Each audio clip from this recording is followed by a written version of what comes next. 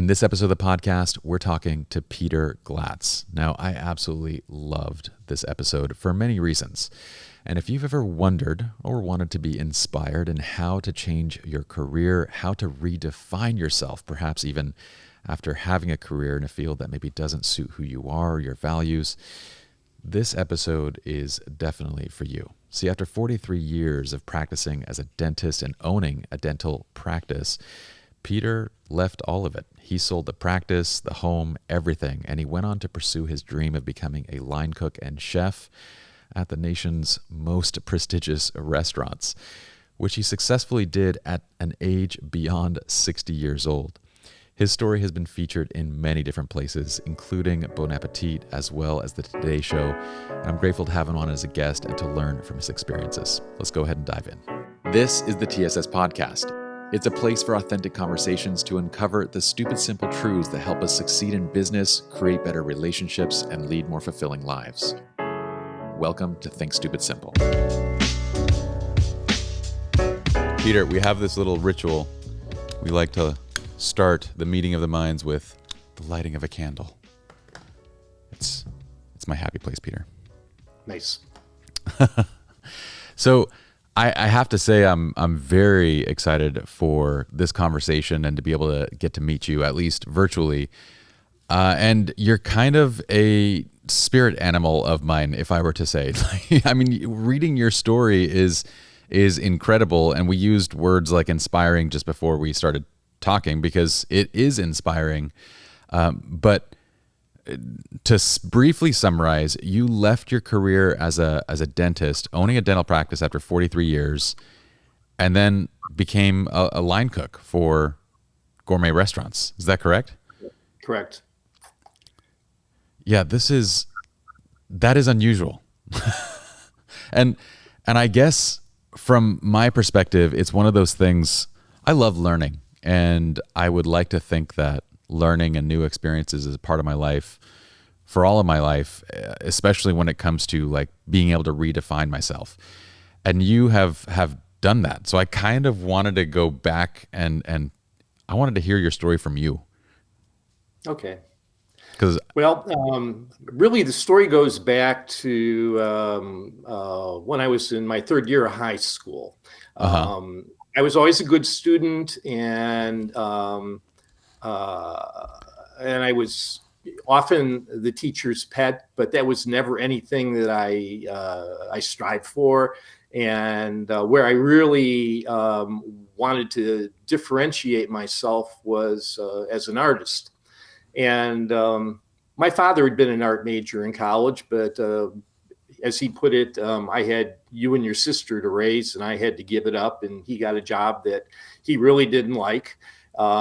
And did a lot to try to suppress my interest in being an artist. He'd take me to Chicago for a Cubs game, and then drive us through Skid Row and say, "This is where you're going to end up if you decide to, become an artist." Wow. And that was tough. Also that sort of coincided with a rebellious point in my adolescence. So I was pushing back against that. I embraced the counterculture that was happening at the time. And I came across a book that was written, I think, about 1971 or 72, called Living on the Earth by Alicia Bay Laurel. And she was a 21-year-old living in a commune, Wheeler Ranch in Sonoma. And she wrote a manual for sustainable living that was hand illustrated with a fine tip graphic pen and written totally in cursive.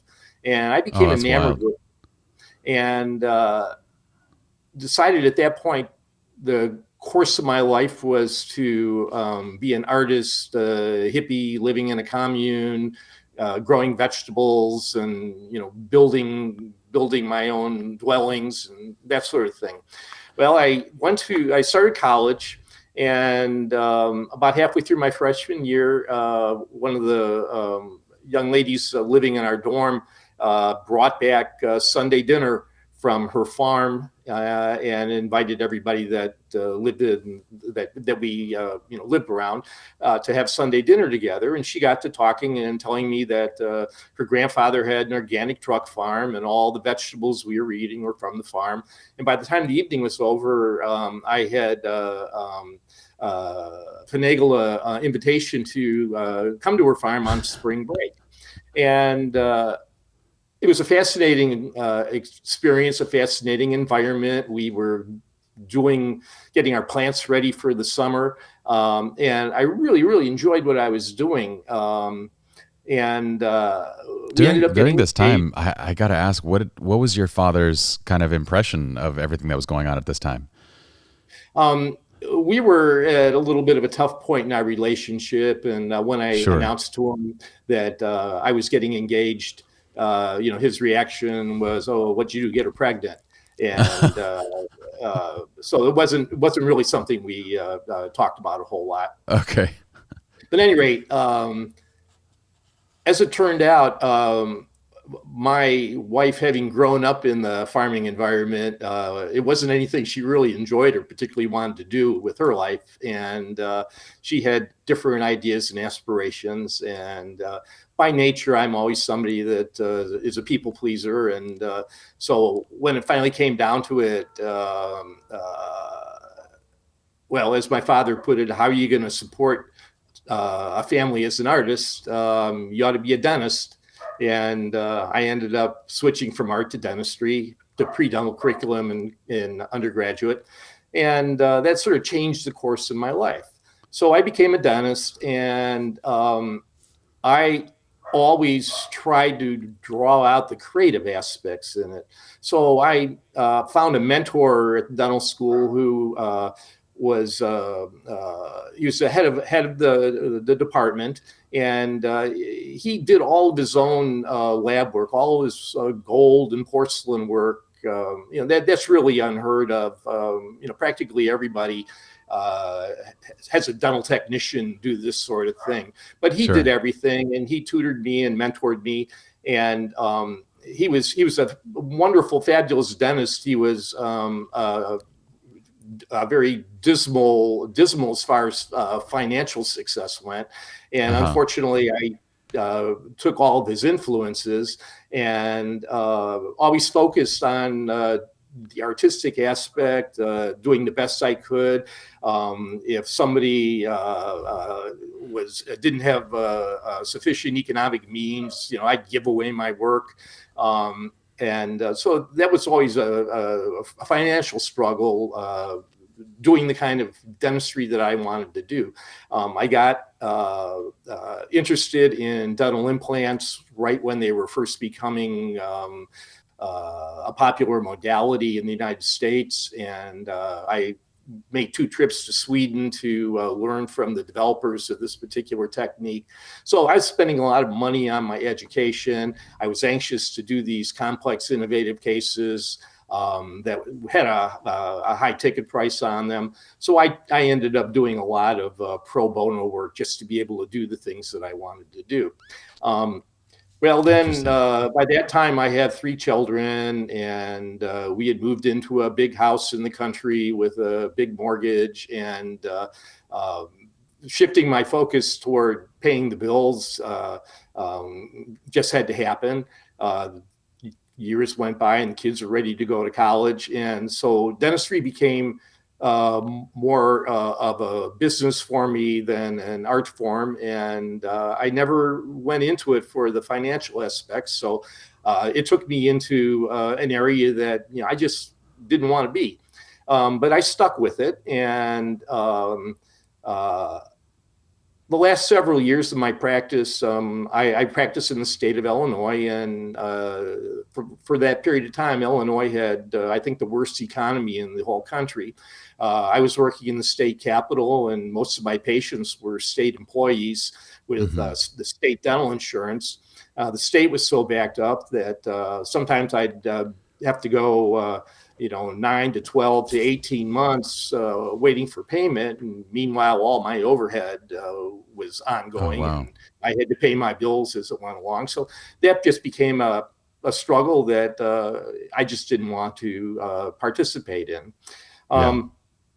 During that time, I found other channels of creative outlet. I started a blues band, and that went on for about 25 years. And we never became recording artists, but we did a lot of festivals and state fairs, and a lot of bar gigs, and Hmm. that was a lot of fun for me. Um, but anyway, I reached a point where my kids had all grown up, moved out of the house, and my wife had become disabled, and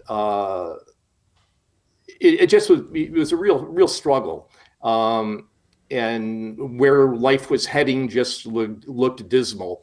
Um, she unexpectedly passed away, and that was just like getting the rug pulled out from underneath me. Yeah. Um, it was unexpected, tragic. Um, and I woke up one morning, and I should mention too, at this point I had become obese. I had chronic back pain, and that's very common in dentistry. The working Hmm. positions that we have to assume. I was at the point where I couldn't really roll over in bed without wincing in pain. Yeah. Um, It's literally so backbreaking work.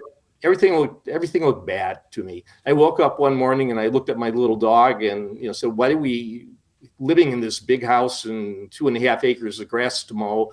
Um, and I just decided at that point that I wanted to sell the house and change directions in life. Wasn't exactly sure how to do it. Um, when my wife, shortly before she died, she was working as a food writer. And when she couldn't drive herself places, I started to accompany her, and she'd go to a food conference in Oxford, Mississippi, put on by the Southern Foodways Alliance. And I'd just go along as a driver. And actually, at this point, I bought a school bus that I converted into like a little, like an RV. I take it to music festivals and Hmm. camp out in it. But it had a wheelchair lift, so that worked perfect for her because she had to go around on a little mobility scooter. I drive her down to Oxford, Mississippi, and just kind of hang out. And I met a man from Ann Arbor, Michigan, Ari Weinswag, who's CEO of Zingerman's, which is a high-end food purveyor. Um, they're renowned for their business practices and their management and leadership styles. And one of their businesses is called Zing Train, Zingerman's Training. And Hmm. corporations from around the world will send people over there to learn open book management and leadership skills. And they have a program called Creating Your Vision of Greatness. After he heard that my wife had passed away, they reached out to me and invited me to attend that seminar free of cost. So I went to there, and when I walked in, I'm surrounded by all these young, energetic, optimistic people. And at Hmm. that point, I was just like, life sucks, and I'm not happy, and I don't know what to do about it. And the whole point of the course was to guide us through the process of envisioning what our perfect day would be like, what a perfect life would be like, what it would feel like, what things you'd be doing, and um, and then start putting that down on paper as if it were reality, if it were to happen. And so by the end of that seminar, it clarified for me what I really wish I could be doing. And on the drive home, that's when I decided I was going to retire from dentistry, sell my practice, and pursue the life that I wanted to pursue. And the vision that I wrote at that time was that I wanted to not be encumbered by material possessions. I wanted to live and travel in my bus. I loved cooking. I wanted to be a chef, and I also wanted to be a writer. And uh, that's what I ended up doing. So, but to get to that point, I needed to learn how to function in a restaurant kitchen, which is a little bit different than dabbling in your home kitchen. So Sure. I reached out, I researched the dining scene in Chicago, and that was like about 3 hours from where I was living, and trying to figure out which restaurant I would be interested in approaching for an apprenticeship. And I heard about a chef named Elena Regan, who had a small restaurant with a tasting menu. It's called Elizabeth Restaurant. And she was known as being a forager. She grew up on her grandfather's farm and, gig for frogs and hunt mushrooms and find wild edibles. And so she incorporated a lot of that sort of thing in her menu. And I approached her and I said, I'm, old and a little bit slow, but, I'm neat and meticulous and anxious to learn. And so she allowed me to come into the restaurant, and I'd go about for 2 days at a time, and I'd work prep and then leave when dinner service started. And we became friends, and she started doing some off-site events, pop-ups, where she would have like Alice in Wonderland tea party in the woods, and they'd bus in people from Chicago out to the country in Indiana, and there'd be this dining room set up in the woods. Well, I had a bus with a kitchen in it, so I volunteered to bring the bus for these pop-ups and help them using that as a staging area. So I became more and more involved with her operation.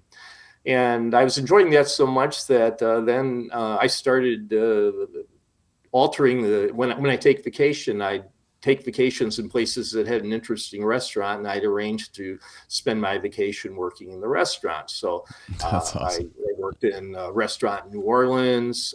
I worked in a restaurant in Montreal. And once I could put on my resume that I had apprenticed in these places, then it got increasingly easier to get in through the doors of other restaurants. Part of the problem, though, at that time was that I'm on my feet constantly, and I was just doing prep, so that's usually 8 hours of work.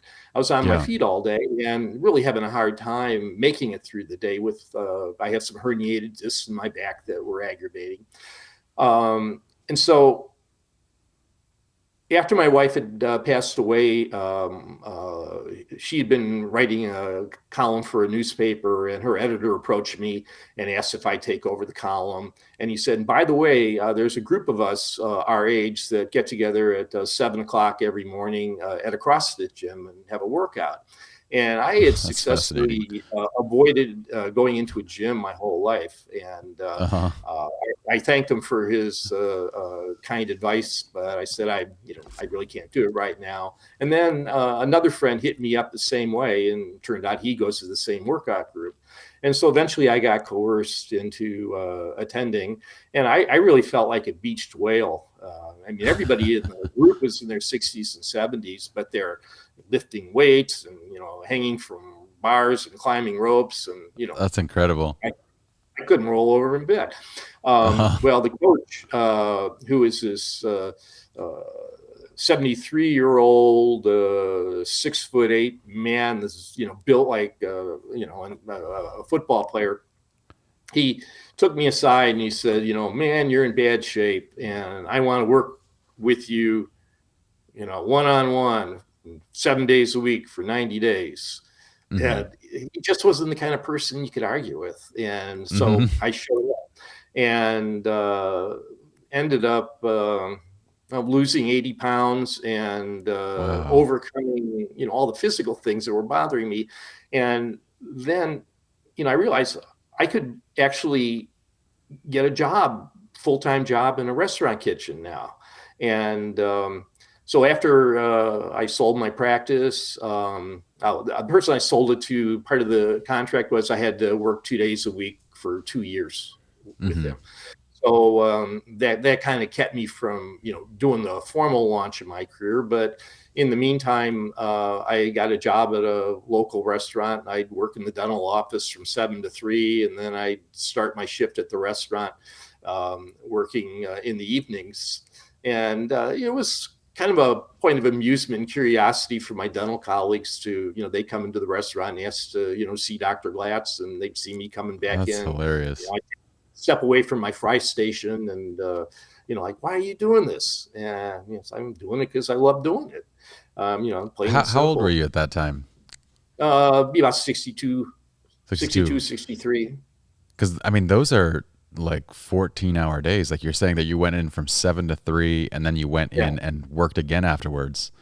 Yeah. That's From, about 3:30 till 10:30. wow. But, doing what I loved, it gives you energy. So anyway, when my 2 years at the dental practice was winding to a close, and that was the point where I was going to either travel around the country in my school bus, having interesting experiences, or look for an interesting restaurant job. And also at that point, I had become engaged and we didn't have a wedding date set yet, but that was we were planning on doing a life together. And my fiance was really interested in traveling, and she has family she rarely gets to see in California. So we had plans for a big bus trip to celebrate my retirement. Well, in the meantime, I'd been following several restaurants on Instagram, and Bon Appetit had done a feature on, they have a yearly feature on America's Best New Restaurants. And their number one that year was a restaurant called None Such in Oklahoma City.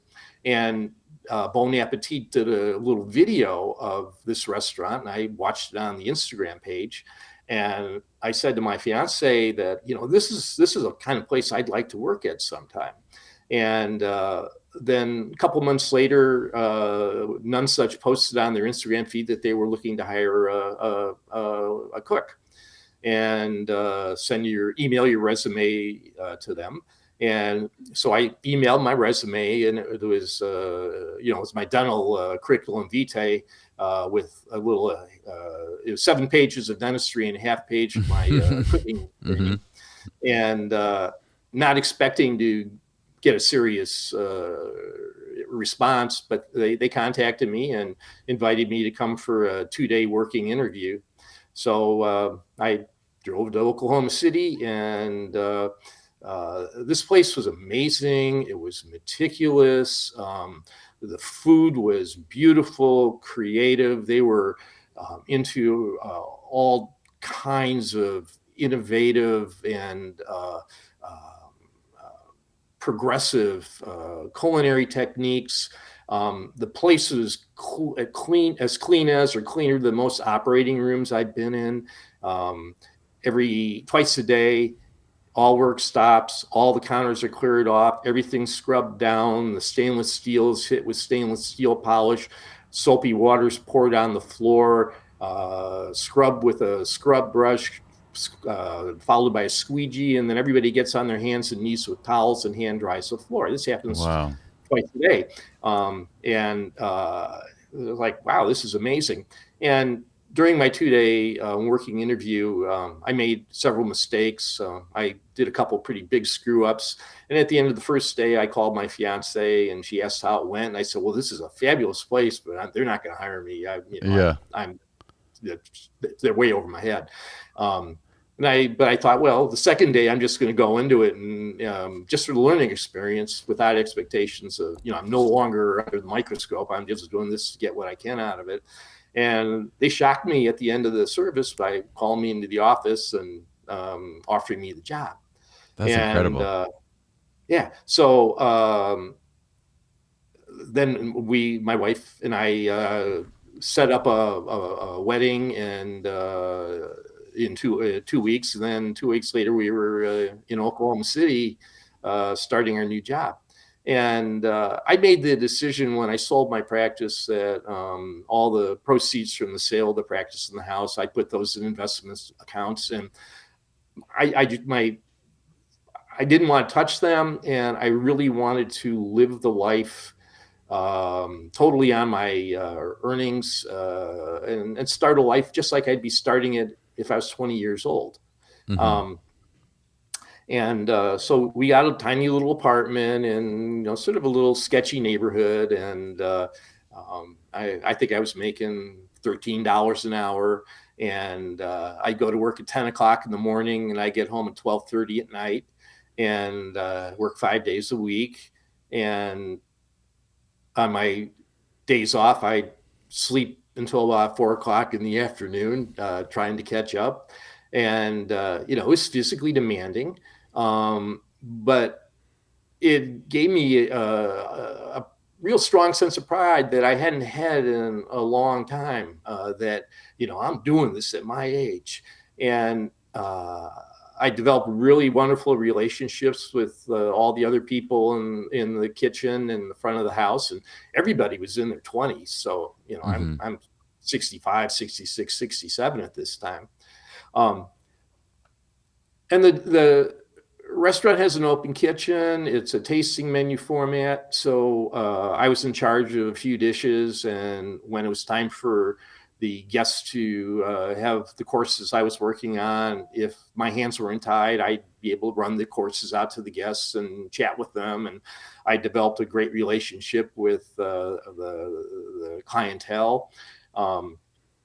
The restaurant posted a picture of me introducing me on their Instagram page, and it got like 1,800 likes. The most likes that any of their Instagram posts had ever gotten. Mm-hmm. And then Bon Appetit saw that, and they contacted me, and they interviewed me for one of their digital format articles. And then the Today Show saw the Bon Appetit article, and they contacted me and ended up sending a production crew from New York to Oklahoma City for a week to follow me around. And they did like an 8-minute little mini documentary about, the 67-year-old dentist who, changed his life to become a line cook. So once I decided to do what I really wanted to do, I've achieved notoriety that, far beyond anything I ever achieved, in 43 years of hard work as a dentist. Yeah. There's And there, there's so much here that I want to unpack, but what was that like in terms of you were on you were featured on the Today Show, right? As well as Bon Appetit yeah, and all these different news outlets. What was that like at that point? it was just like, you're kidding, really? Yeah. Okay. Roll with it. And the people that I worked with are the people that interviewed me, and the production crew. Everybody was so nice, and it was we had fun doing it. Mm-hmm. They were having fun interviewing somebody that was just doing something kind of weird and quirky. One of my fondest memories of the week with the Today Show was they had a NBC camera drone, and they wanted to film me driving my school bus to a park to put up a pop-up. Mm-hmm. And so I'm driving through this funky little historic arts district in Oklahoma City in my school bus, and there's the drone, hovering on my windshield like a hummingbird, filming me as I'm driving along the road. That's awesome. It was a lot of fun. And then the Washington Post saw the Today Show, and they interviewed me, and it was just like really going strong.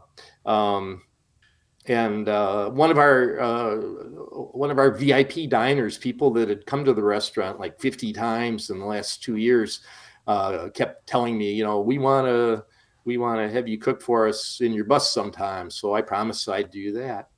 Yeah. Well, then, meantime, I was contacted by Chef Elena Regan, the woman who gave me my first apprenticeship opportunity. And she had bought a hunting lodge up in the Upper Peninsula of Michigan in Hiawatha National Forest. And she was going to be Mm-hmm. running it as a summertime weekend gastro retreat where Mm-hmm. people would come for the weekend and get to enjoy all of the activities in the woods, but they would sit down to really high-end dining experiences. That sounds And amazing. she wanted to know if I'd like to come and cook, and if my wife would like to, be a housekeeper. And so I gave notice at my job in Oklahoma, and I didn't renew the lease on my apartment, and told the folks that wanted me to cook for them on the bus that I needed to do it, sometime the first 2 weeks in March. This was last year, and then I was supposed to head to Michigan to start a new job. So I put on a tasting menu, a 10-course tasting menu in my school bus, and we all had a jolly great time. And then the next day, the mayor of Oklahoma City shut down all the restaurants because of an outbreak of COVID. Oh, And then wow. shortly after that, I heard from Elena that they were canceling their summer season, rescheduling for the following summer because of COVID. Hmm. And so now I was faced with out employment and without an apartment, and no schedule or agenda. So we packed up everything in the bus and left Oklahoma, stopped and visited some family in Illinois, headed up to Wisconsin. A friend had some property. He said, "You can park here for a while." We did Hmm. that for a few months, or for several weeks at the beginning of the summer. And then I was just feeling like, I'd come so far. I was doing what I loved, and then the rug was pulled out from underneath, and I just didn't want to sit around, waiting and doing nothing. I was writing, but I wasn't really being very productive. So I contacted Ari Weinswig from Zingerman's, and I said, do you have anything I can do? If you give me a place to park my bus, I'll work for free.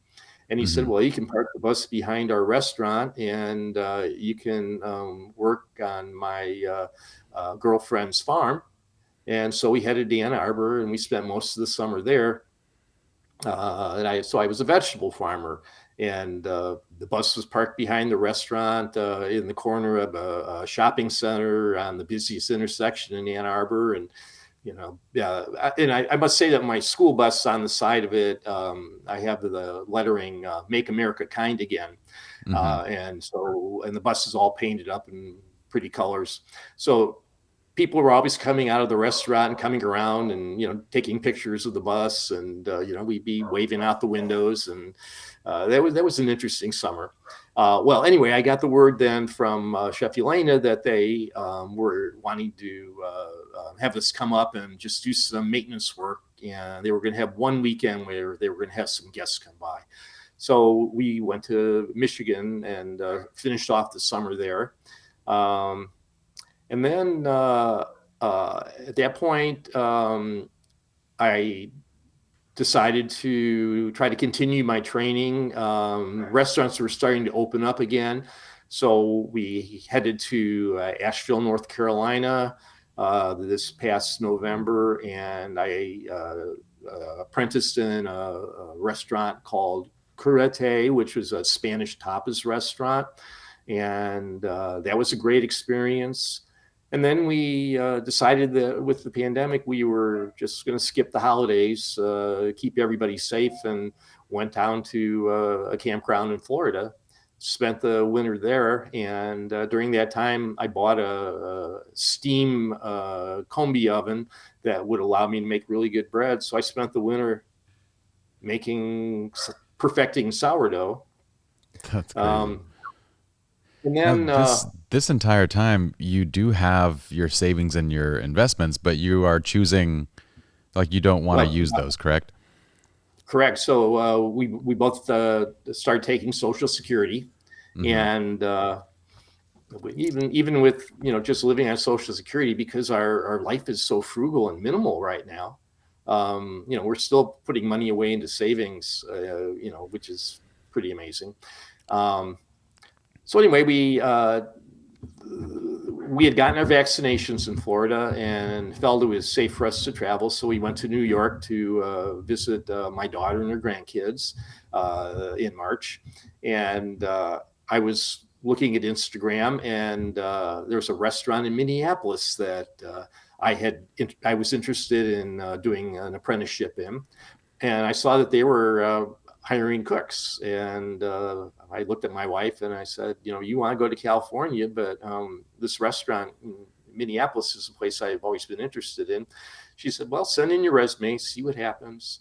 And then a little later, the restaurant in Montreal, Joe Beef, that I had apprenticed in, they were hiring cooks. And so I sent a resume into there and to them. And I heard back from Montreal, and they said, we'd love to have you, but you're not going to get over the border right now. Yeah. And then later that evening, the restaurant in Minneapolis, Spoon and Stable, contacted me and said, let's set up an interview for tomorrow. And it was it was a 10-minute phone interview. It was a foregone conclusion. They already, decided they wanted to hire me because they had, seen the stuff on, the Today Sure. Show and Bull Eat. And so I'm going to be leaving in a couple of weeks to take my bus up to Minneapolis, and they're going to put me in charge of making all their pasta and their sourdough breads. And they make grind flour daily from local grains grown by local farmers. So, that's a whole new chapter in, my education now, is Yeah. being a baked pasta maker. I mean, if you don't mind, I want to dive into so many different pieces of your story and ask some deep questions. But one of them, the things that I'm kind of noticing, is that it feels like you have intentionally added challenge back to your life, like with this, because there are many options at this point in your life, having run a dental practice for as long as you had, with the investments, with the savings. It's difficult to have the same mindset as maybe when you were first starting those businesses. Like the hustle that comes along with the very first thing that you're beginning, the very first thing that you're starting, when you have to put food on the table, is a very different kind of hustle. And you've found a way, it seems like, to kind of artificially recreate that need, that hustle, the challenge of surviving. Yeah, and it's something I have to, kind of look at myself and laugh about occasionally, because I'm not a fearless person. I'm actually kind of timid and introverted, and walking into a new job is always a bit difficult.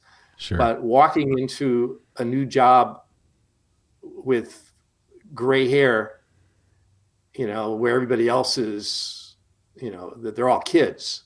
Mm-hmm. And everybody looks at you and rolls their eyes and saying, you're kidding, you're the new cook. And it's unnerving, but I'm drawn toward it. I keep doing it. Yesterday, on Facebook, I got a notice that somebody had mentioned me in a comment, and I traced it out, and there was a farm in upper Wisconsin that does farm dinners, and they were looking for recommendations of chefs to guest chefs to come and do a farm dinner.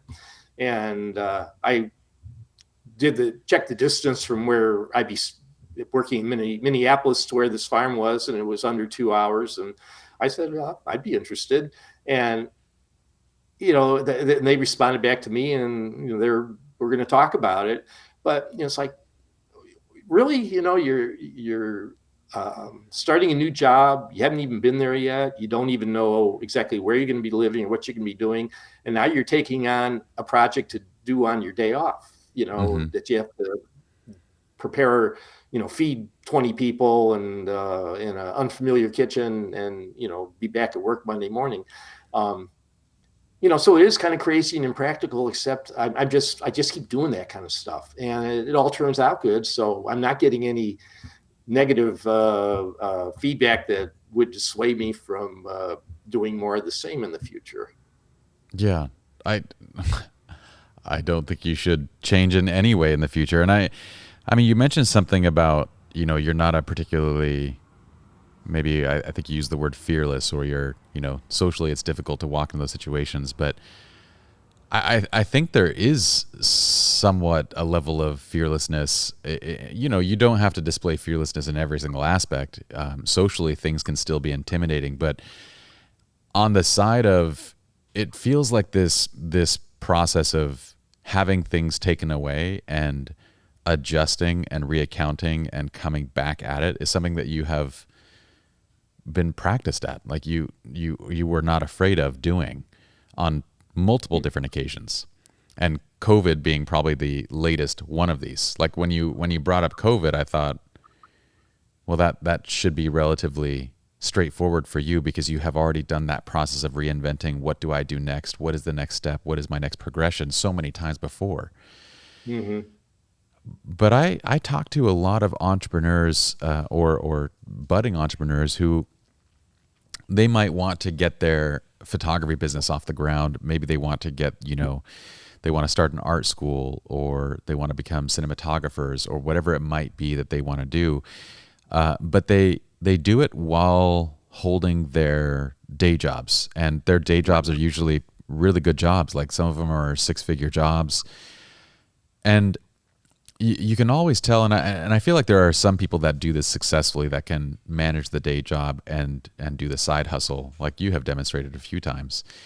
But for the vast majority, the comfort of the day job prevents them from grinding the way that they would need to be successful at that passion, at that side gig. And it has nothing to do with the fact that they're not good enough. It has to do with just simply, if you've got money in the bank and tomorrow everything's covered and you're covered for the next while, you work at a different pace. You Hmm. slow down. Do you feel like that was a big piece in your hustle, was taking away the, you kind of removed your own safety net? Do you feel like that was a big part of why you wanted to prove that you could make it in this new arena? Yeah. Um, I like to use the analogy of being in a canoe going down rapids that you don't have the skill to handle, and Hmm. having the water take you where the water wants to take you, as opposed to um, navigating navigating yourself, being in control of where you're going. And I had felt that my life had developed too many layers of complexity, that I was no longer controlling it, it was controlling me. And that gave me the incentive to um, do a 180, to Hmm. just walk away from the comfort of having things secure and normal, and to make myself vulnerable. It was such, it brought me so much freedom to no longer have a mortgage, no longer have a credit card, um, just not have to work for, to pay for the things of the past, to live in the moment, um, to be able to go back to the point of departure that I was at when I started college, where the world was nothing but potential, Mm. nothing but potentials, and to put myself back into that place. And that's why I started the story with Alicia Bay Laurel's Living on the Earth. I'm very much back to that frame of mind now, decades later. Interestingly, we've become friends over the years through social media, and she just published her 50th anniversary edition of Living on the Earth, just came out last month. Hmm. And yeah, it really shows me, what a long, strange trip it's been. Yeah, that's It's pretty wild actually to think about. I I do you realize why you're, I mean, I'm sure you have to, but there's so many people that find your story incredibly inspiring. Are you seeing what they're seeing in your story? Well, because of being aware of the comments, it forces me to look back. Yeah, I am seeing it, but I'm still trying to understand it, because what for me is just a natural reaction. Uh, I can see for others that it's an unlikely thing to do. I've been I've been working on a book, trying to like a memoir, trying to address those points. That's helping me understand it. Um, I'm trying to understand what happens to us in life that starts controlling us. Acquisition of material possessions controls us. The desire for a bigger, better house controls us.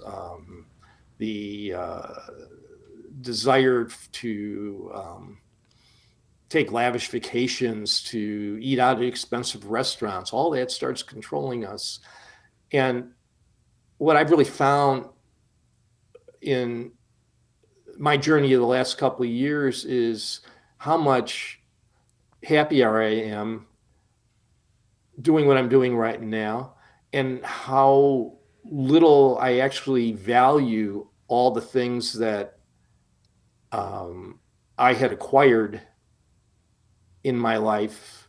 The school bus that we have, my wife and I and my dog been living on it for a full year now. It's 350 square feet.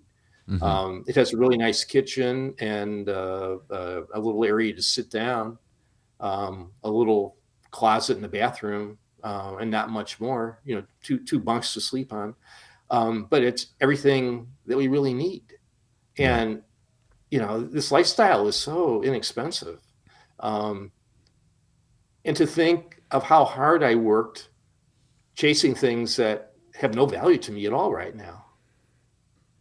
That's, It's now I I do need to say that out of this whole journey, three lovely children resulted from it, and so I don't want to say that I have regrets and resentment of the life that I lived, mm-hmm. because the life that I lived did wonderful benefits for my dental patients, and uh, allowed my children to start wonderful lives.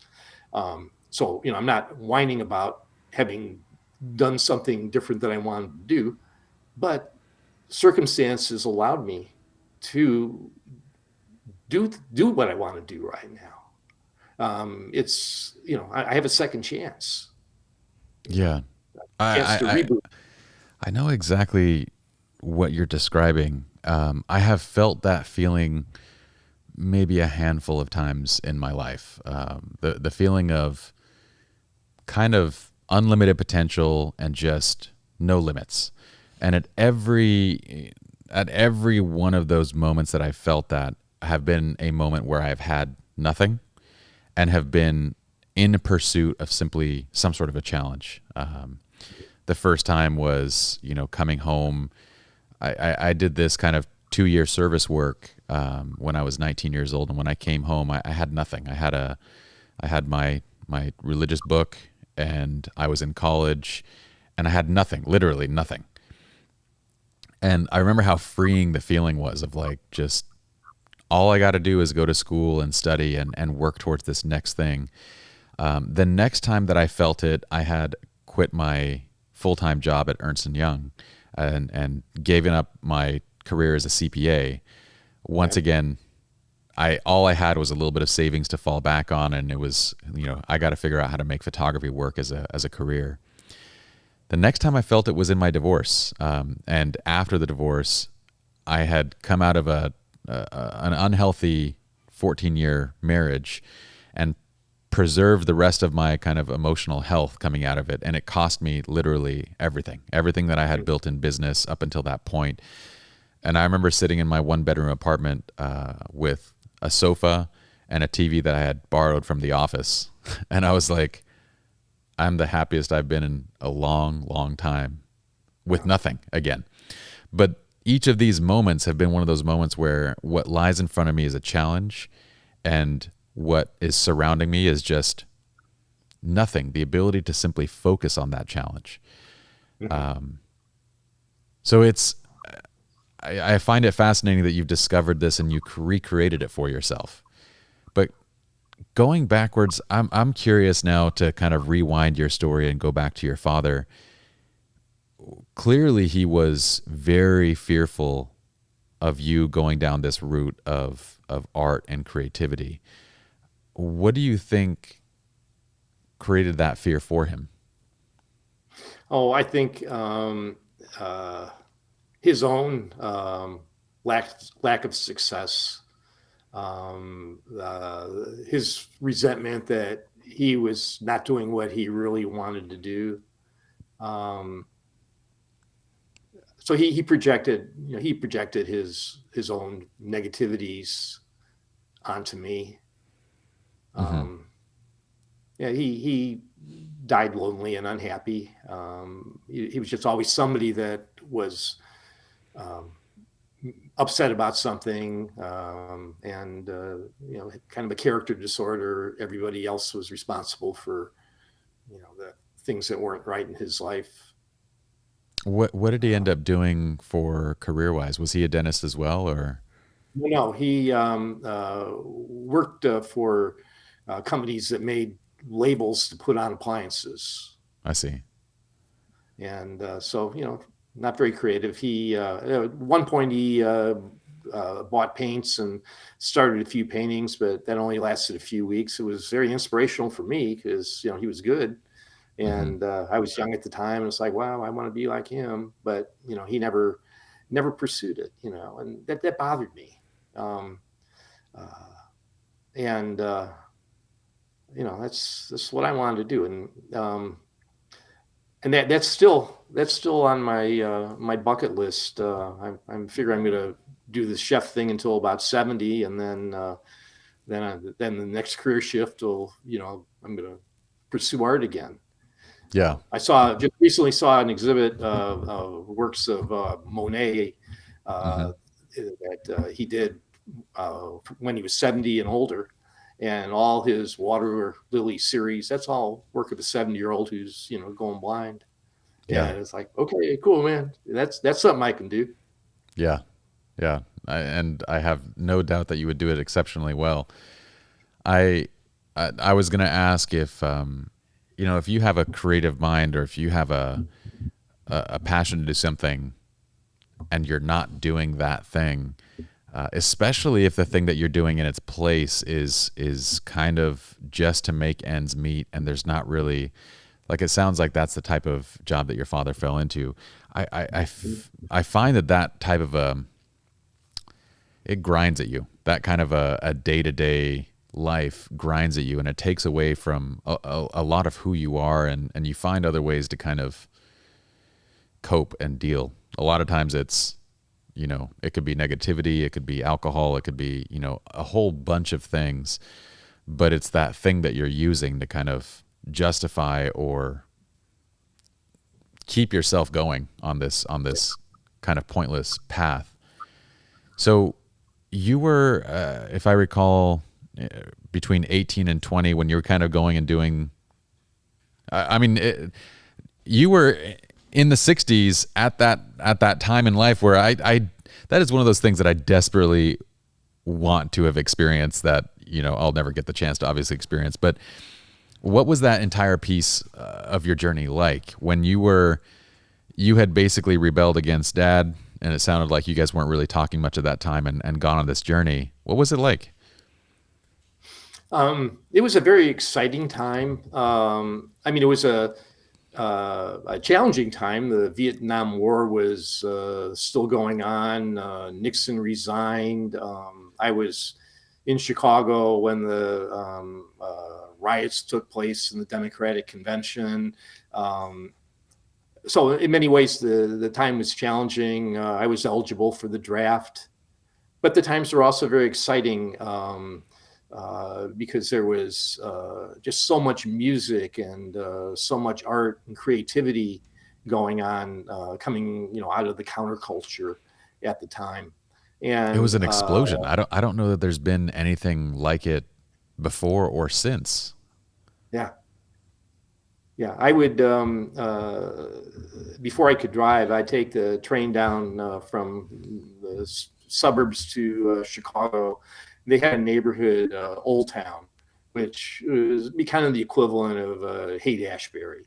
Mm-hmm. And you'd walk down the streets and there would be an underground newspaper called The Seed. And they'd be hawking it on the street saying, "The Seed, buy the Chicago Seed, the Seed is in need." And then on the next corner, there'd be a black dude in leather saying, "Buy the Black Panther Party newspaper." And then there'd be another guy dressed in satanic clothes selling a magazine called The Process. And there'd be all these poster shops with, Black Light Jimi Hendrix posters and, head shops selling hookahs. And, it was pretty interesting. They had folk clubs there, and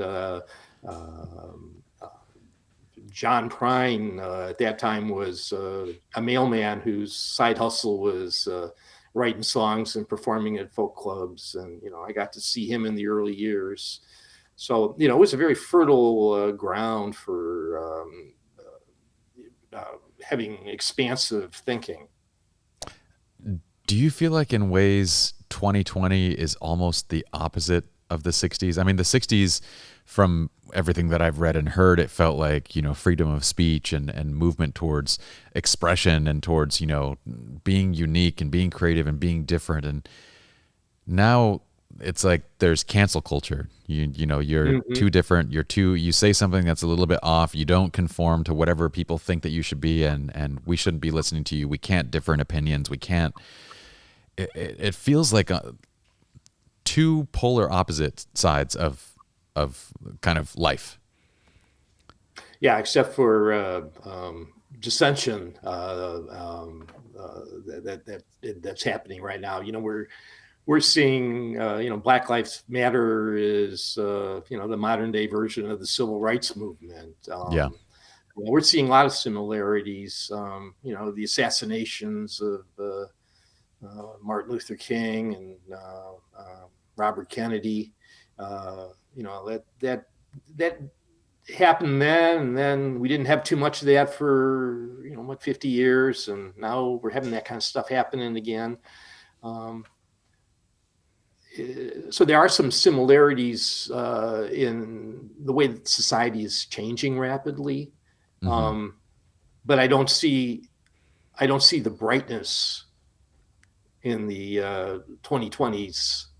I don't either. I don't compared see the optimism in the 2020s as compared to that time. Even though back then things were horrible, we all had visions of a brighter, better world. Mm-hmm. And nowadays, I guess if you have a vision of a brighter, better world, you need to go to law school. Well, that kind of leads me to my next question. Was you were in your early 20s when you decided to go into dentistry at that point, correct? Mm-hmm. Yeah. Did that shift or change kind of bring you back to your father in any way, or was it still a distant relationship? No, it made me more acceptable in his eyes. When I finished dental school, I moved to Springfield, Illinois. I went to school in Chicago. I moved to Springfield, Illinois. That was my wife's hometown. And for the first year, I worked one day a week as an instructor in Chicago. So I'd have to commute 3.5 hours to, do the one day of work. So I started going up a day early on and spend the evening with my father. And we had some time together that brought us closer together. Then he contracted viral encephalitis and had a portion of his brain infected and lost some cognitive conscious, some of his cognitive capabilities, and got real negative as a consequence of that. But we had some good time. But I was living, I was the son he was proud of. My son, the doctor. Yeah. That's a fascinating thing. Now, from your point of view, did you find enough creative fulfillment in that profession, or did you have to have things on the side to kind of keep you going? Well, both. I always try to approach it as an artist might. Sure. And so in the house that we bought, it used to be a farm. So in one of the outbuildings, I built a dental laboratory. So I was doing all my own laboratory work and, making crowns and dentures and that sort of thing. So it was like 2 jobs. Yeah. And that gave me a lot of creative pleasure. And then when dental implants started happening in North America, I had to go overseas to do that and that training. And that was exciting to interact with dentists from around the world, different cultures. Coming off of that, then I was hired by a Swedish implant company to be a trainer in the United States. So that got me into a teaching mode. So for several years, I'd travel to different cities and conduct 2-day courses.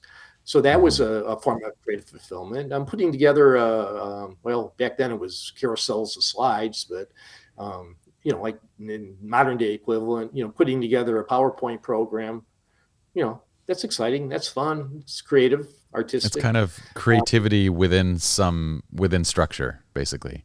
So during those times, I was pushing hard. I was, basically doing 2 jobs with the lab work got to be more and more, so that I was spending all my evenings and all my weekends doing that. And then, I reached a point in business where I felt I needed a practice management consultant to come in, and they assessed my practice and changed things that they didn't think were profitable, being managed properly. And one of the things I said was, start farming out your lab work, decide what you want to be, a dentist or a lab technician. So I gave up the lab work, and that was part of the dentistry that I enjoyed the most. Yeah. You kind of gave up you gave up your special sauce, the piece that kind of kept you going. Yeah, exactly. And at this time,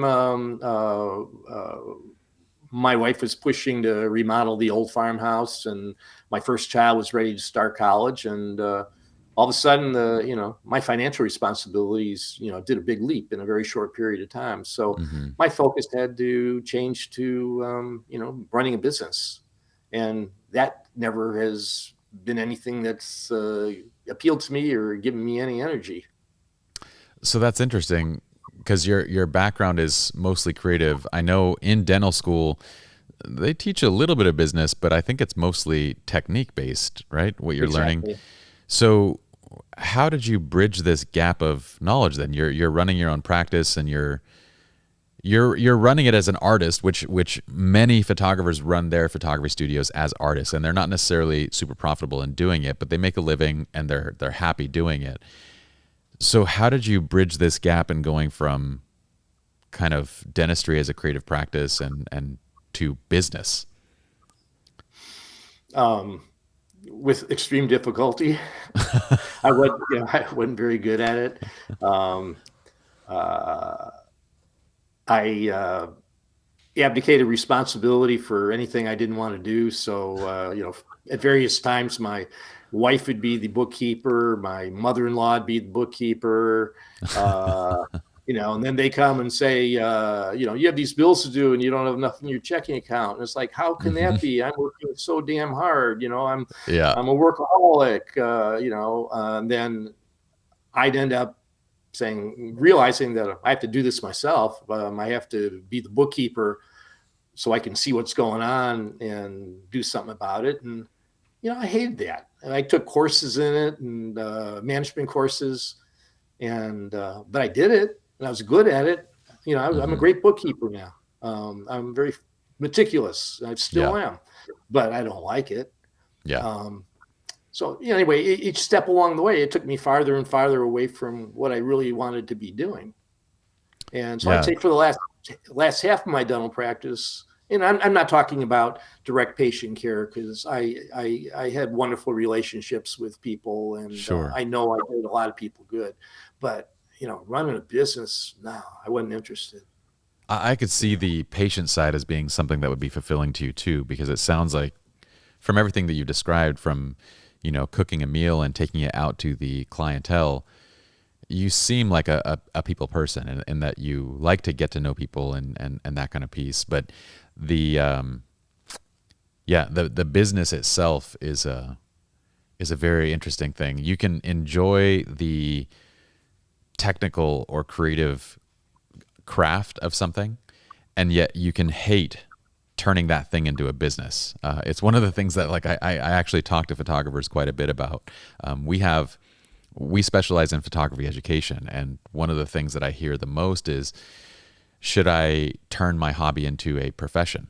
And what I usually say is, if you use photography as your meditation, if this is your creative space, if this is your freedom to go and do this thing, then you're going to be destroying that by turning it into your job.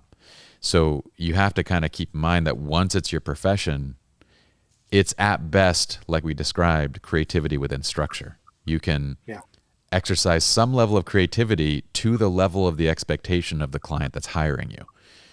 But you do it on their schedule, you do it, according to their needs, their wants, their everything. Your fulfillment is now kind of a distant backseat to everything else in your business. Yeah, that's well stated. So it's interesting on the business side. Now, you did that for 10 years or so? How long was you did the dental practice was for 43 years, but when you focused deeply into the business and kind of growing the practice of the business. Was the second half, the last 20 years. The last 20 years. Yeah. Uh-huh. Okay. You can do a lot of incredible growth and scaling in that span of 20 years. Did you find that aspect of it to be enjoyable at all? No, the business aspect of it, no. The growth and scaling, not at all. Yeah, no. I shifted my fulfillment to starting a band. Okay. And that became your outside thing. Yeah, and quite honestly, I'm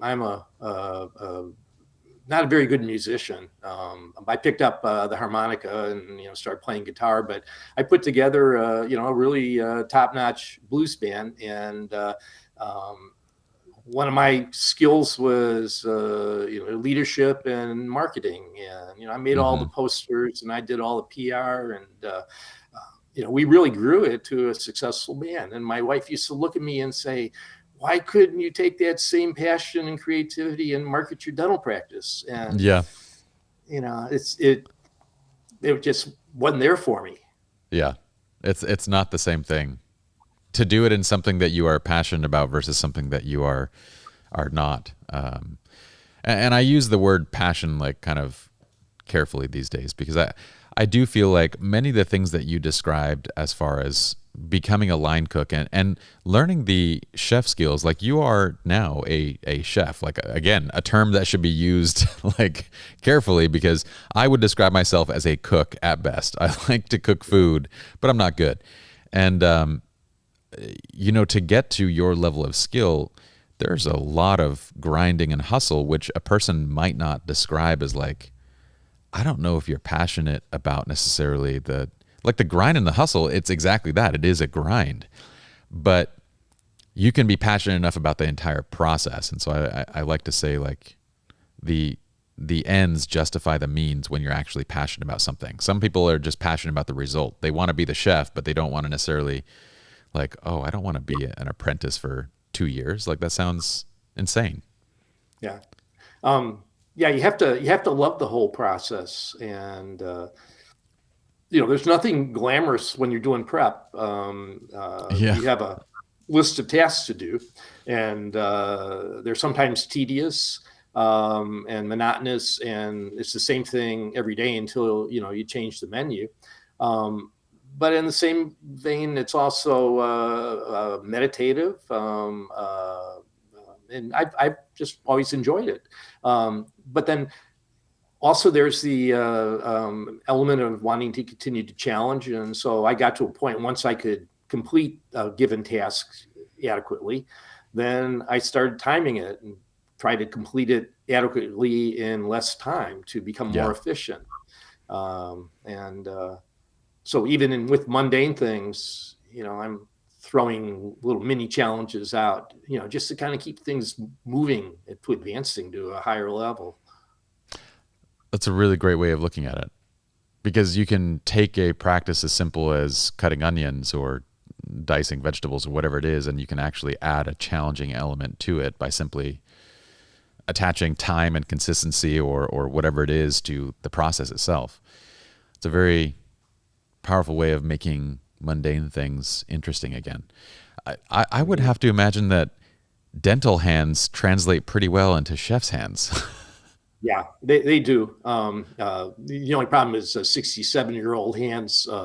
Arthritis is starting to kick in, and that's a little bothersome to me.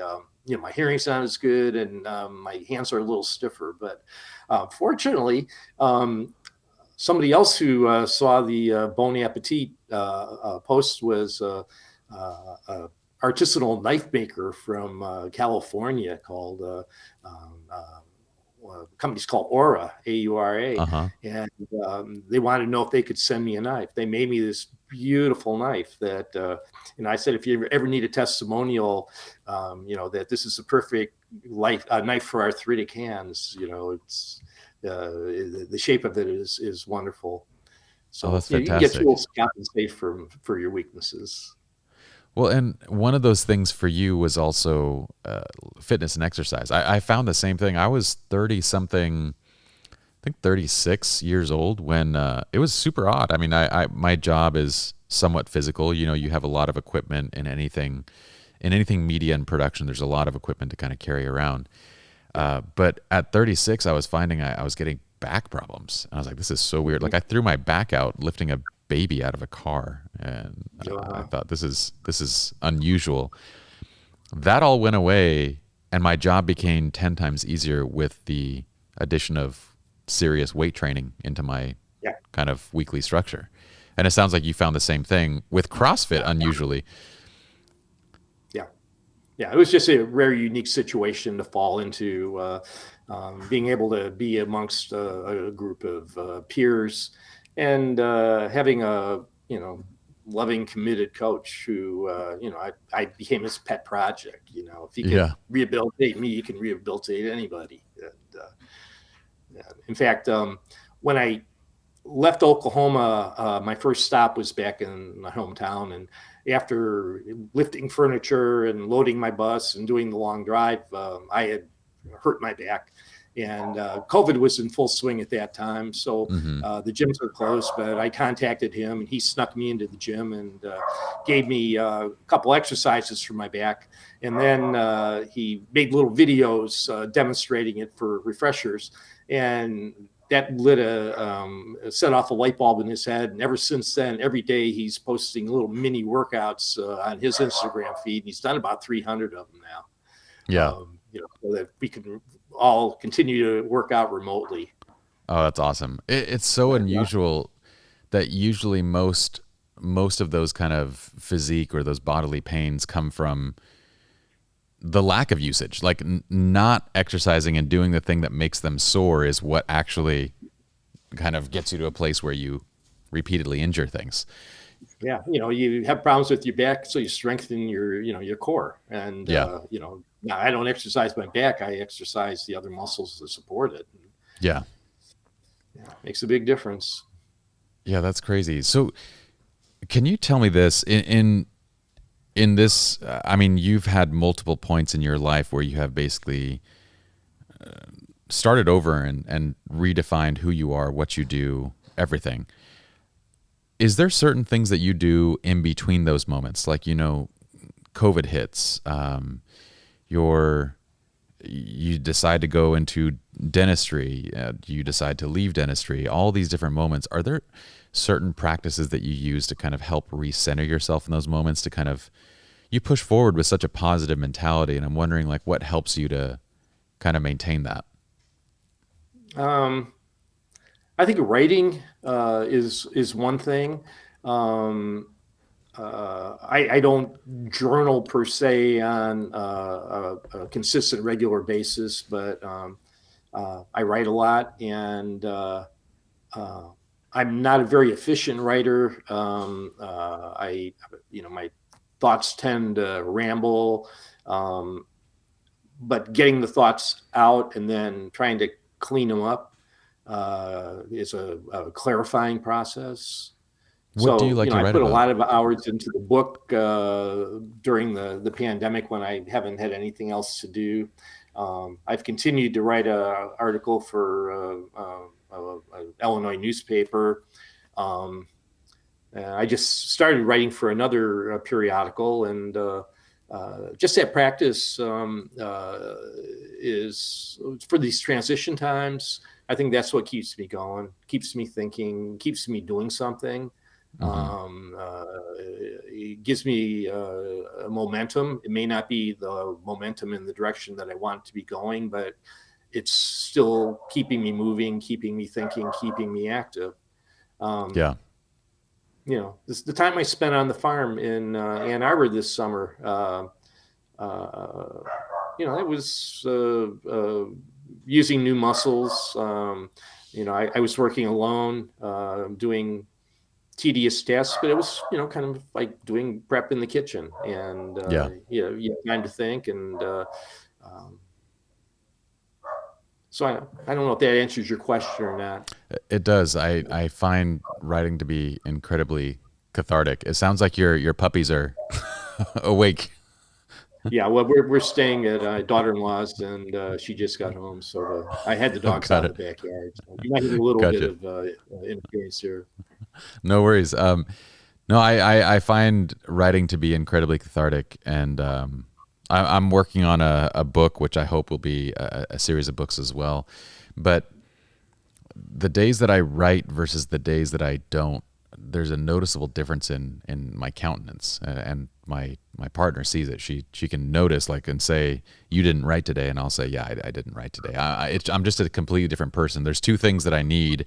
One is my exercise, and one is writing time to be just myself.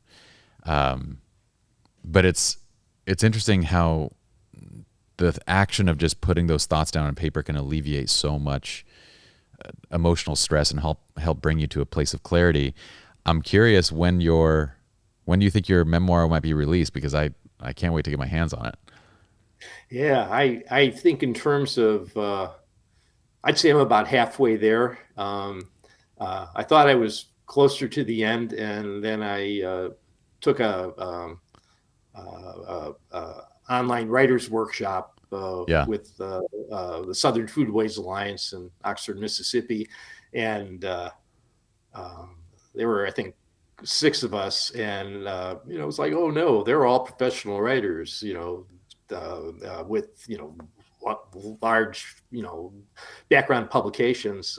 Sure. And I really felt out of place in the beginning, but once again, I struggled through it, and learned a lot, and really received a lot of good guidance, which now makes me, look back at what I had written prior to that point, like, oh, this sucks. It's going to need a major rewrite. But, that's okay. I think every writer's first book goes through 5 to 10 of those. But at least I'm in that process. So your kids are all adults at this point.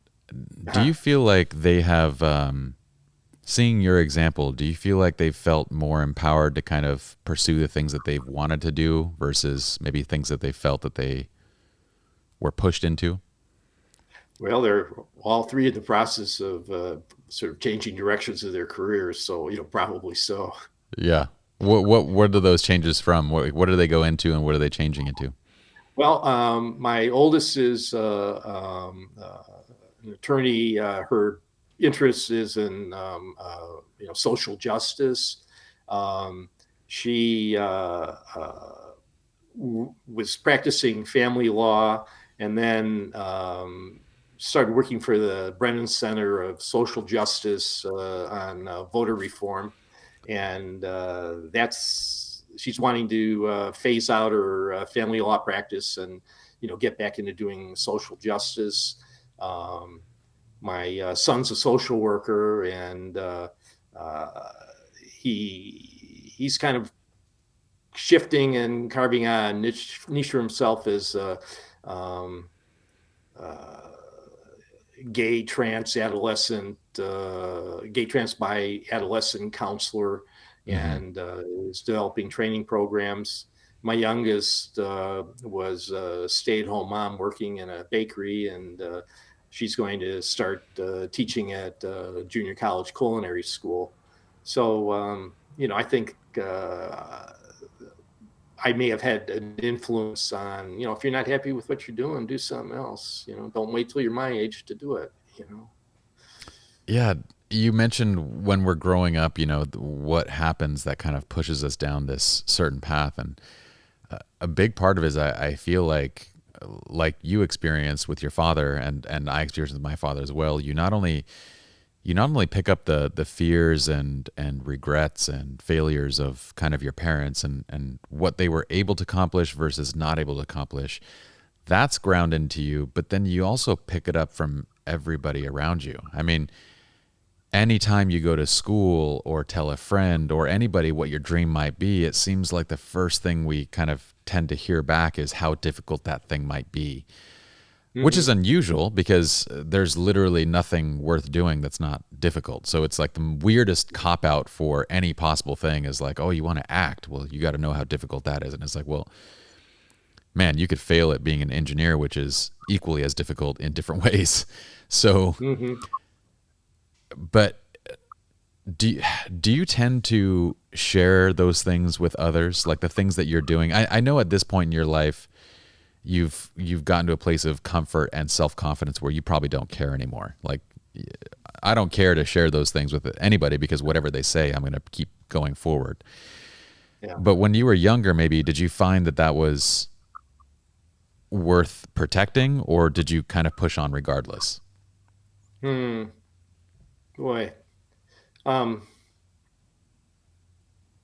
Yeah, I don't think it was. I think I felt too vulnerable, too insecure, too concerned about appearing a certain way.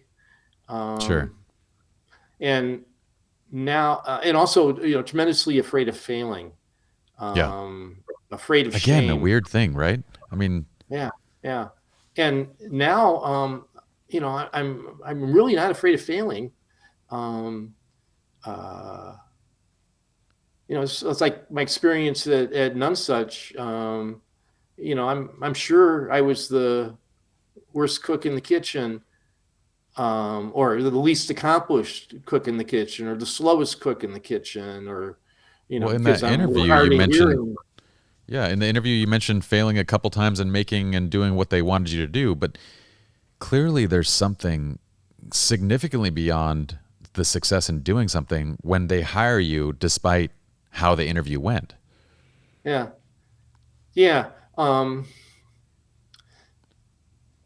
I think that what's helped me is the purity of my desire. Why I'm wanting to do this. I'm doing this because I want to grow and I want to learn, and I think people appreciate that. I agree.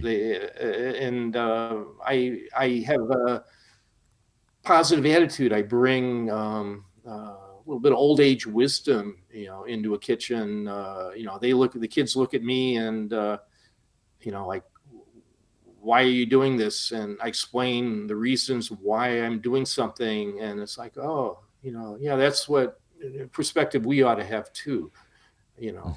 Mm-hmm. And how you react to problems. Like, I can share a story. Toward the end of my time at Nonsuch, when VIPs come in, our repeat customers, we'll sometimes prepare an extra course for them. And I was supposed to bring this extra course in between course number 7 and course number 8, and I screwed up and I brought it out in too early, and it didn't really make any difference, and the guests didn't make any difference, but it pissed off the head chef. Mm-hmm. And I mean, it was my mistake. It was a screw up. And the next day I was reassigned to the dish pit, which was a real humiliation, and all my coworkers felt really bad for me, and I went home feeling like crap, and I laid in bed and thought, well, how do you respond to it? And you just come back the next day and be more focused. And I thought, well, if I'm in the dish pit, then by God, I'm going to be the best dishwasher they ever had. And then I sort of changed the protocols a few notches. And then pretty soon the front of the house is saying, oh my God, service is going so much better now with Peter washing dishes. We, always have silverware. We always have plates. We're not having to wait on glasses. And, the downside of that was I was doing such a good job as the dishwasher, they let me stay in the dish pit, But, rather than, like having it devastate me, it's like, okay, what the hell? I'll work hard and be a good dishwasher. And so, I was proud of that. I kind of feel like that mindset is something special and worth pointing out to begin with, because, I wrote a piece on the blog that's going to be up soon if it's not already, but it talks about, I used to love sunglasses growing up. Yeah. I was a huge fan of sunglasses, and especially ski goggles. And a good pair of ski goggles on a ski slope. I grew up in Utah, so I was at the slopes every single day. But a good pair of goggles was, $100, a couple $100, if you wanted to really go up there. But you could literally see terrain that was impossible to see otherwise. I mean, you have blinding white snow anywhere, and a good pair of goggles would let you see things that you couldn't. And it makes you a better skier because you see the world differently. You see the world in a level of detail that you couldn't otherwise. And you put on a cheap pair of goggles, and not only do you not see better detail, it clouds your vision, and on top of like giving you this really bad wash of color over the sky. And you can experience this by going to a gas station and just putting on a pair of their glasses, those $10, $20 glasses, and you know what I'm talking about. Yeah. But I find that very much like the perspective of kind of positive mindset versus negatives mindset. With a negative pair of glasses, getting reassigned to washing dishes is a deal breaker. I mean, that would, for many people, that would spell the end of the job. It would be, well, there's no point in being here anymore. I've failed. There's nothing else for me to learn. Time to move on. And with a positive mindset and outlook, you found the same ability to kind of find the challenge and improve on something that probably nobody thought could be improved on. And you're still in the kitchen. You're still in a gourmet kitchen, still being able to learn and observe and process. And there's still so much to be gained despite the position, I would imagine. Mm-hmm. Yeah, you're exactly right. Yeah, we had one of our team members who at one point felt like he was passed up on a promotion. And I had told him and said, like, look, you weren't passed up. You're simply not ready yet. I can't put you in a managerial position because these are the things that are still laying in front of you in terms of learning how to communicate, managing people, and such. despite those conversations, he had it in his head that he was passed up for promotion, and his job satisfaction disappeared. Like it was like instantly he went from someone that was happy to someone that was purely negative all the time. And then within 6 months, it was like he put in his 2-week notice himself, but I was like, dude, there's nothing for you here anymore because you kind of ruined it. Yeah. But it was so unusual to me. It was literally just a mindset shift for him. Mm-hmm. So Yeah. writing is part of your maintaining perspective and that positive mindset. Are there any other tools that you're using beyond writing?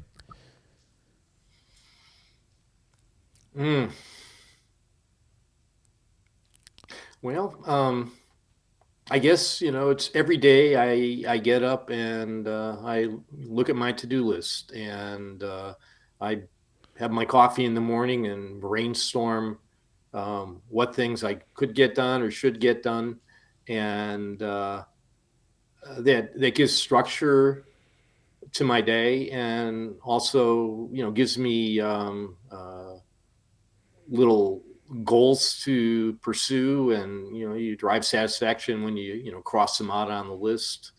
So really it's just keeping busy and purposeful. Now, that's not to say that I don't carve out time each day to go for a walk with the dog, and in the evenings when we're in the bus with a Wi-Fi signal, my wife and I'll watch a movie. So it's not working all the time, but pretty much all the time. Every day I look forward to preparing dinner, and I'm not really wanting to do something I've done before. I'm wanting to do something where I can learn something from it. Being in Florida, that was a great opportunity because I'd spent most of my life in the Midwest, and I was able to track down a commercial fisherman, and I'd go and buy fish off the boat. I had to learn how to gut them and fillet them, and go through the learning curve of fish cookery. And that was just something I look forward to every day. So I guess what I'm trying to say is, the writing is a way of kind of clarifying your thoughts, and setting little mini goals every day of lining up things that you want to accomplish. That keeps me focused and moving forward.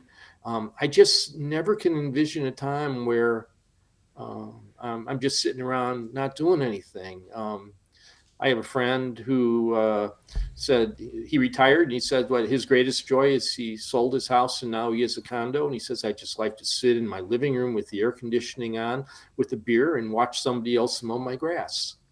And it's like, oh man, that's just the opposite for me. Yeah. I would die. Well, you can, that is the traditional idea of retirement, is basically, Mai Tais on the beach type thing. But it's definitely not my idea of retirement. I feel like I'm kind of on the same sort of path, and I always want to be learning and growing, and I feel like if I didn't have a job, and I don't just mean a job, I mean a job that kind of suits my values and my purpose, then I kind of feel like I lose a lot of motivation for just day-to-day living. Like I need something to pursue. But you can be busy with purpose or without purpose, to what you mentioned a second ago. And I feel like you do a to-do list. Every day you sit down in the morning and do a to-do list. This is something that I religiously practice as well, because it's just completely different in terms of living a day with intention versus like just getting up and starting to just do things in a reactive way. But that purpose piece is I feel like pretty huge, because in having this conversation with you and in just looking at your background, I can see that your purpose, your value, probably one of your biggest core values, if not the greatest core value that you have, might be just this continual need to learn and grow, this push to have new experiences and to continue to progress. So I would imagine on your to-do list on a daily basis, are those things that make you grow? Like whether it's just cooking something new to going and learning how to fish and to gut fish and to do all this kind of stuff. Yeah. Yeah. And then another element that just occurred to me is part of this process is I'm wanting to take greater control of my nutrition, the foods that I eat. And so all through the pandemic, I have sourdough starter that I feed every morning. I have a ritual. Every Monday I make a new batch of kombucha. Once a week we start a new batch of yogurt, and I'm branching out into more, fermented beverages. This afternoon I'm taking a Zoom course on kefir, and I'm getting more and more involved with fermenting foods. And this new job, I'm going to be working with native grains and fresh milling bread, and that's so exciting. Yeah, I love this, Peter. This conversation has been amazing. You are indeed a very talking to you. Thank you. You are a very inspiring person. I must say that your wife is quite lucky.